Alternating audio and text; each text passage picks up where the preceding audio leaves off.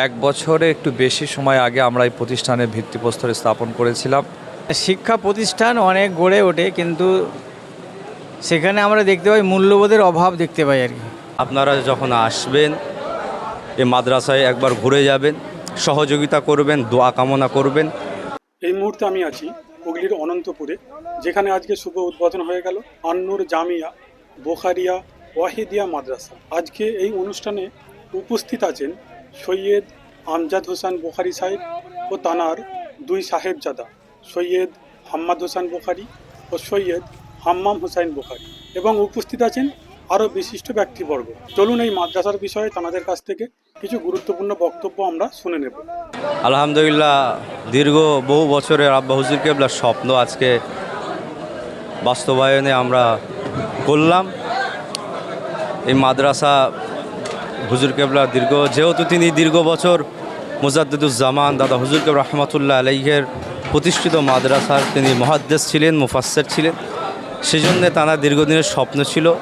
আজকে সেটা বাস্তবায়ন হলো, আজকে উদ্বোধন হলো। আপনাদের জানাই যে আপনারা যখন আসবেন এই মাদ্রাসায় একবার ঘুরে যাবেন, সহযোগিতা করবেন, দোয়া কামনা করবেন। এই জায়গাটা শেয়াখালা থেকে চাপাডাঙ্গার যাবার যে ২৬ নম্বর রোড, এই ২৬ নম্বর রোডে শেয়াখালা থেকে চাপাডাঙ্গার মিডিলে আপনার অনন্তপুর বলে জায়গার নাম, ২৬ নম্বর রোডের শেয়াখালা থেকে অল্প কিছুটা সময় এলেই আপনার রাস্তার দিকে লক্ষ্য করে দেখবেন, রাস্তার ধারে এই মাদ্রাসাটা আছে। সকলকে দোয়া রাখি, সবাই ভালো থাকবেন, সুস্থ থাকবেন। আসসালামু আলাইকুম। বর্তমান সময়েতে শিক্ষা প্রতিষ্ঠান অনেক গড়ে ওঠে, কিন্তু সেখানে আমরা দেখতে পাই মূল্যবোধের অভাব দেখতে পাই আর কি।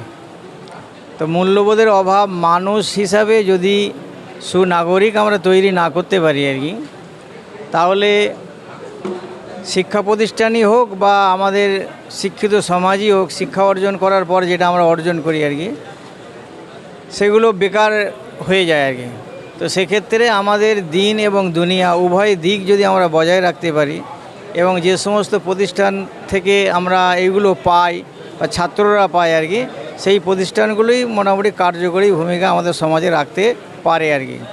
সেটাকে সামনে রেখে আমরা আজকে যেই উদ্বোধনী অনুষ্ঠানে এলাম, আন্নুর বোখারিয়া জামিয়া ওয়াহিদিয়া মাদ্রাসা, এই মাদ্রাসা যে আজকে প্রতিষ্ঠা হলো, এই যদি যে উদ্দেশ্য, সেই উদ্দেশ্য যদি আগামী দিনে সফল হয়, তাহলে এই এলাকায় একটা শিক্ষার বিস্তার ঘটবে, শিক্ষার একটা দিগন্ত খুলে যাবে, এবং এটা আরও এগিয়ে যাক, আরও প্রসার লাভ করুক, এই কামনাটুকুই আমি আজকে করছি আর কি। আলহামদুলিল্লাহ, কিছু কম বেশি প্রায় এক বছরে একটু বেশি সময় আগে আমরা এই প্রতিষ্ঠানের ভিত্তিপ্রস্তর স্থাপন করেছিলাম। এই প্রতিষ্ঠানের যিনি প্রতিষ্ঠাতা আমার আব্বাজান আল্লামা পীর সৈয়দ আমজাদ হোসাইন আল বোখারি হুজুর কেবলা, তিনি ভিত দিয়েছিলেন, এবং সভাপতি হিসাবে আছেন আমার ওস্তাদ ফুরফুরা মাদ্রাসার মুহাদ্দিস জানাব আলহাজ মাওলানা মোহাম্মদ আবু বকর সাহেব হুজুরদের হাত দিয়ে এই মাদ্রাসার ভিত্তি স্থাপন হয়েছিল। আলহামদুলিল্লাহ, এক বছর কিছু মাস পরে আমরা এই মাদ্রাসাটাকে আজকে এর শুভ উদ্বোধন হলো, দ্বারোদ্ঘাটন হলো। আপাতত কয়েকটি ছাত্রদেরকে নিয়ে আমরা হিফজ এবং নাজেরা বিভাগটা চালু করছি। জানুয়ারি মাসে আলহামদুলিল্লাহ নতুন ছাত্র অ্যাডমিশন হবে, এবং আমাদের যে লক্ষ্য স্বপ্ন পূরণ আছে ২০২৬ সালের জানুয়ারি মাস থেকে আমরা আস্তে আস্তে সমস্ত কাজগুলো শুরু করব ইনশাআল্লাহ।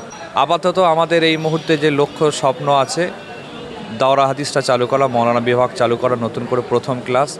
পাশাপাশি আমরা এই প্রতিষ্ঠানটা যেহেতু নিচের তলা থেকে চালু করছি, দোতলার কাজ আমরা চালু করব জানুয়ারি মাস থেকে। ছাত্ররা সব ওপরে দোতলায় থাকবে, নিচে পুরো হল থাকবে, সেমিনার সহ বিভিন্ন কাজে আমাদের কাজে লাগবে। আমি সোশ্যাল মিডিয়ার মাধ্যমে, ফেসবুকের মাধ্যমে বা SSTV সহ বিভিন্ন চ্যানেলের মাধ্যম দিয়ে আমি সমস্ত আপামর জনগণকে আবেদন করছি, আপনাদের কাছে দোয়ার আশা রাখছি। যারা দিন মহব্বত করেন, কওমকে মহব্বত করেন, ইসলামকে ভালোবাসেন, সকলের কাছে আহ্বান করছি মাদ্রাসার সার্বিক উন্নয়নে দোয়া করবেন। আপনাদের ভালোবাসা, সহযোগিতা একান্ত কামনা রাখছি। আমাদের এই প্রতিষ্ঠানের অনেক চিন্তা ভাবনা আছে। এক্ষুনি আপাতত আমরা হেফস ডিপার্টমেন্টটা শুরু করব, যাতে আন্তর্জাতিক মানের হেফসখানা হয়, যেন বিশ্বব্যাপী যে সমস্ত হেফস প্রতিযোগিতাগুলো হয়, বিশ্বের বিভিন্ন দেশের ছাত্ররা তাতে অংশগ্রহণ করে, তাতে আমাদের ছাত্ররাও যেন সেখানে অংশগ্রহণ করতে পারে, এরকম উদ্দেশ্য আছে, চিন্তাভাবনা আছে। আল্লাহ পাক যেন কবুল করেন। আর এর সাথে আগামী জানুয়ারি থেকে মাওলানা বিভাগ খোলা হবে। এই মাওলানা বিভাগটাও মানে অনলি ফর হাফেজ এবং 8 কিংবা মাধ্যমিক পাস ছাত্রদের ভর্তি নেওয়া হবে। আর কারি বিভাগ খোলা হবে, যাতে মাওলানা বিভাগে শুরু করা হবে মাওলানা বিভাগটা আগামী জানুয়ারি থেকে।